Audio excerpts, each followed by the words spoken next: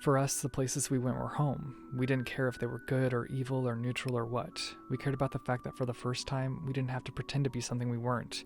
We just got to be. That made all the difference in the world.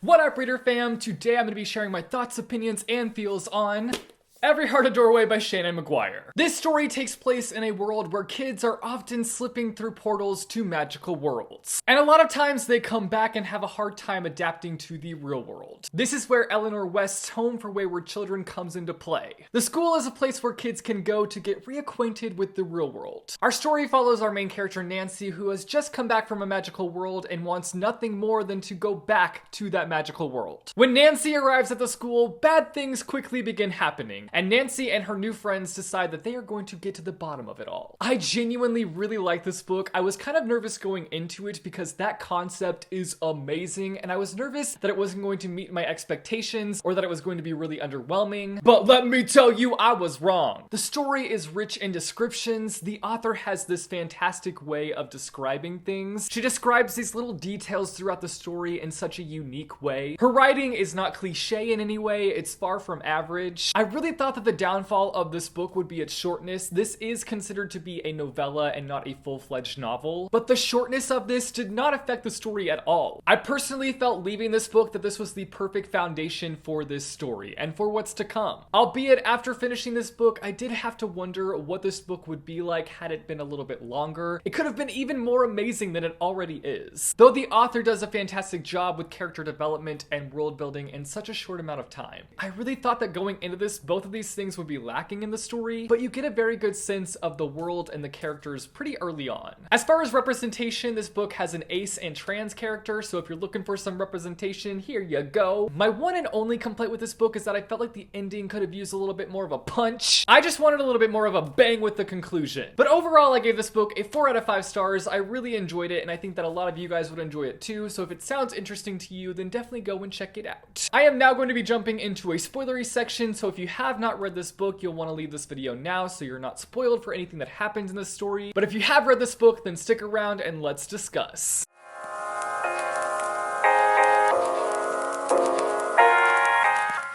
I really want a backstory on Queen Eleanor because I feel like she's been through the ringer and back, and I really want to know what that ringer looked like. Plus, I really just want to age like her. She's close to 100 and she's looking 60. Goals, honestly. So our main character Nancy has been to the halls of the dead, which right away does not sound good, but Nancy's like, I didn't want to leave. So apparently just because it was called the Hall of the Dead doesn't mean it was so bad. I guess you shouldn't judge a magical world by its name. Sumi is one of those characters that just comes in with a bang. Like, she will be seen. She's not gonna be a side character that you just forget about. She's here to make an impression, and that she does. Also, she can be straight up savage. Like when Eleanor lets Sumi know that Nancy is going to be her roommate. She doesn't look like she's supposed to be here at all. Maybe when you looked at her records, you saw what wasn't there again, and she's really supposed to be in a school for juvenile victims of bad dye jobs. We find out that that quote-unquote bad dye job was actually due to Nancy's dance with the Lord of Dead, because he got a little frisky and ran his fingers through her hair, turning portions of it gray. So if you ever dance with the Lord of Dead, don't let him run his fingers through your hair, or it'll all turn gray. Unless you're into that. I'd be so mad at my parents if I arrived at boarding school, start unpacking my clothes, and realized that my parents had changed them out for different clothes. I know that Nancy's parents had good intentions, but their daughter has already been super distant coming back from this magical place, and they think that this is going to bring them closer to her. Yeah,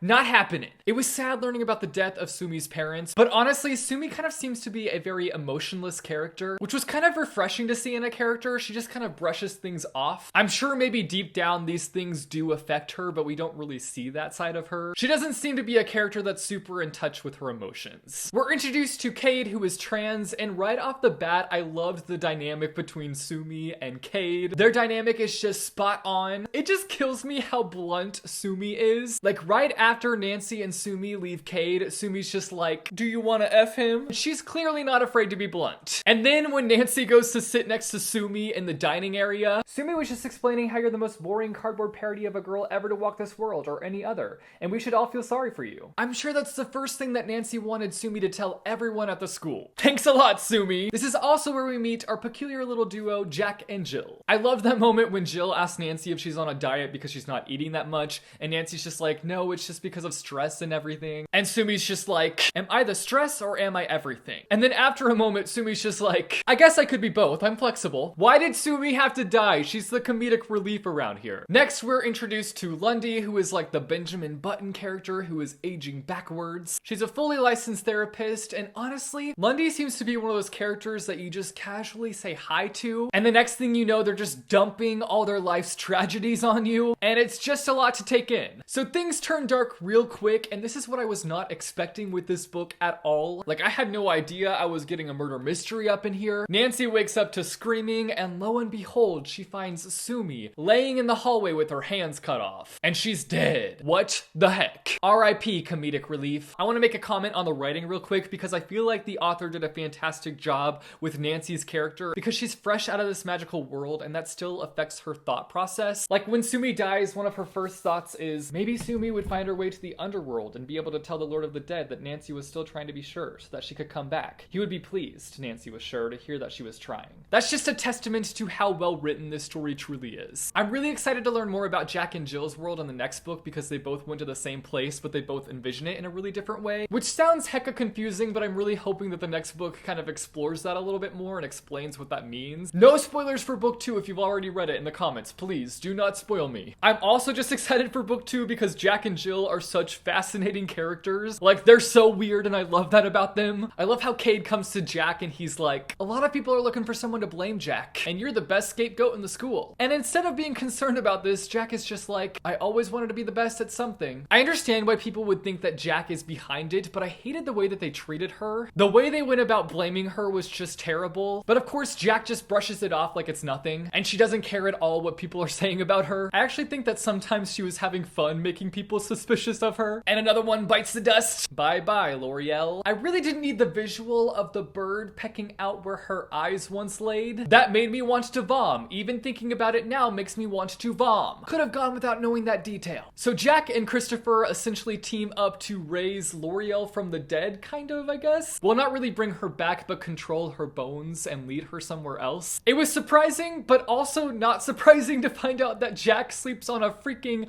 autopsy table. That explains a lot. I hated learning that L'Oreal was not in fact dead when her eyes were extracted. That gives me the heebie-jeebies. Hashtag vom.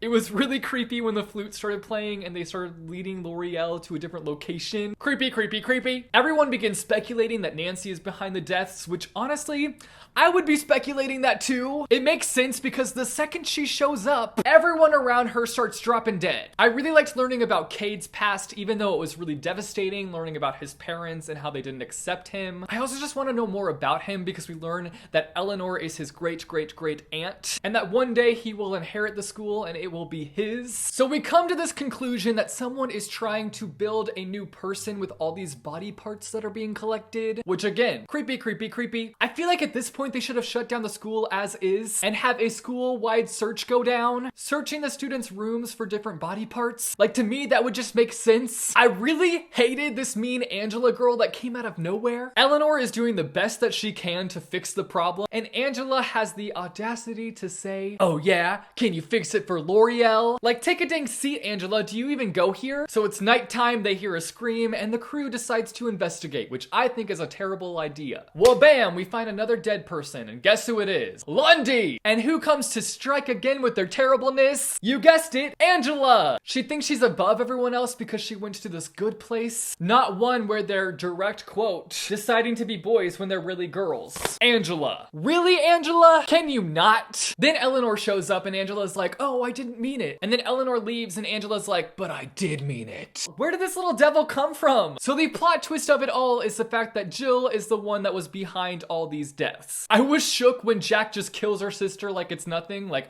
wha-bam. I mean, she's gonna resurrect her or whatever, but still I was just like, what just happened? That just happened. And I was really kind of shocked to find that Nancy had found her way back through her portal. And I don't know how I feel about her finding her way back back to the portal so easily. But whatever, there's nothing I can do about it. So those are all my thoughts, opinions, and feels on Every Heart a Doorway by Seanan Mcguire. You guys should let me know down below in the comments all your thoughts on this book. I want to hear from you guys. What was your favorite moment? Who was your favorite character? Let me know all your thoughts down below in the comments. If you like this video, be sure to give it a big thumbs up. I post videos frequently on this channel, so if you want to see more bookish content from me, be sure to go and hit subscribe or go and click the little bell icon and you'll be notified every time I post new videos. As always, thanks for watching, guys, and I will see you soon with a new video. Bye, chew. You're nobody's doorway but your own, and the only one who gets to tell you how your story ends is you.